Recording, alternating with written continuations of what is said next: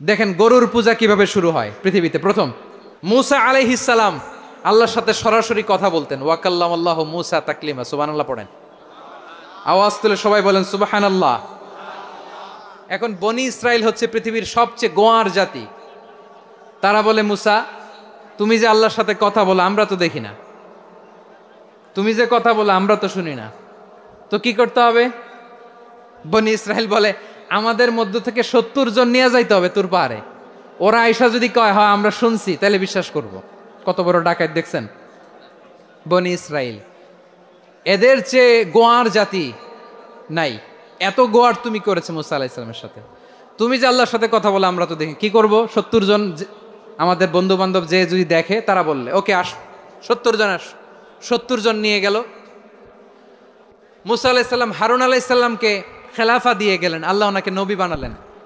মুসা আলাইহিস সালাম বললেন, হারুন খবরদার, বনি ইসরায়েলের মধ্যে তাওহীদের বাণী প্রচার করবা, ঐক্য ধরে রাখবা, বিচ্ছিন্ন হতে দিবা না। চলে গেছে।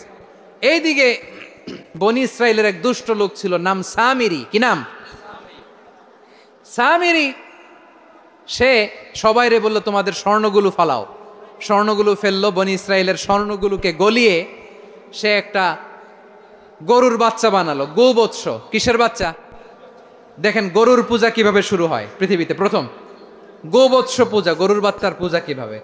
সে স্বর্ণ গলি গরুর বাচ্চা করে, জিবরাইল আলাইহিস সালাম যে জমিনে এসেছিলেন, ওই ফেরেশতার পায়ের নিচের একটু মাটি সে বুদ্ধি করে প্যাকেটে রেখে দিছিল। সে গরুর বাচ্চা বানায় স্বর্ণ দিয়ে গলিয়ে ওই মাটি এটার মধ্যে ঢুকাই দিছে বেলকি দেওয়ার জন্য। স্বর্ণ দিয়ে বানানো গোবৎস গরুর বাচ্চার গায়ে যখন সেই মাটি ছুঁড়ে দেয়া হলো, এখন বাছুরের ভেতর থেকে ভ্যাঁ ভ্যাঁ আওয়াজ আসতেছে। কি আসতেছে? সবাই তো অবাক। সামিরি বলে, আরে তোমরা যে 70 জন দিয়ে মুসা আলাইহিস সালাম রে পাঠাইছো, ওইদিকে এত ঘুরতেছে, আল্লাহরে খুঁজে পায় না, আল্লাহ তো এটার ভিতরে ঢুকছে। নাউজুবিল্লাহ বলবেন না? তোমরা যে 70 জন দিয়ে পাঠাইলা, 70 জন নিয়ে মুসা আলাইহিস সালাম খালি ঘুরতেছে, আল্লাহরে পায় না। পাবে কেমনে? আল্লাহ তো, নাউজুবিল্লাহ, এটার ভিতরে সেজদা দাও। এই সেজদা দিয়ে গেল। আল্লাহর নবী হারুন আলাইহিস সালাম বললেন, খবরদার, এটা সুস্পষ্ট শিরক। আল্লাহ সব গুনাহ মাফ করে, শিরকের গুনাহ মাফ করে না। খবরদার, তোমরা থামো। কে শোনে কার কথা? এই যে যেমন এখন আমরা, আপনারা আমার কথা শুনতেছেন না? শুনতেছেন? হারুন আলাইহিস সালাম বললেন, খবরদার, এই শিরকি কাজে তোমরা সংযুক্ত হয়ো না। তোমাদেরকে কি মনে নাই আমার ভাই মুসা আলাইহিস সালাম কি বলছে? আল্লাহ শিরক মাফ করে না। খবরদার, শিরক করো না, আল্লাহরে ভয় করো। হারুন আলাইহিস সালাম তাদেরকে বুঝালেন, শিরক করো না, আল্লাহরে ভয় করো। শুধু এতটুকুই তিনি বুঝালেন, দাওয়াতি কাজ পালন করলেন, কিন্তু প্রতিরোধ করেন নাই, সশস্ত্র সংগ্রামে লিপ্ত হন নাই, বাধা দেন নাই। কারণ গৃহযুদ্ধ বেঁধে যেতে পারে। উনি ভাবলেন, আমি যদি আমার বাহিনী নিয়ে দাওয়াত দেওয়ার সাথে সাথে প্রতিরোধ করি, আক্রমণ করি, ওরাও আমারে আক্রমণ করবে, ব্লাডশিড হবে, রক্তপাত। এমন অবস্থা হবে বনি ইসরায়েলের মধ্যে, যেটা হয়তো আমার ভাই মুসাও কন্ট্রোল করতে পারবে না।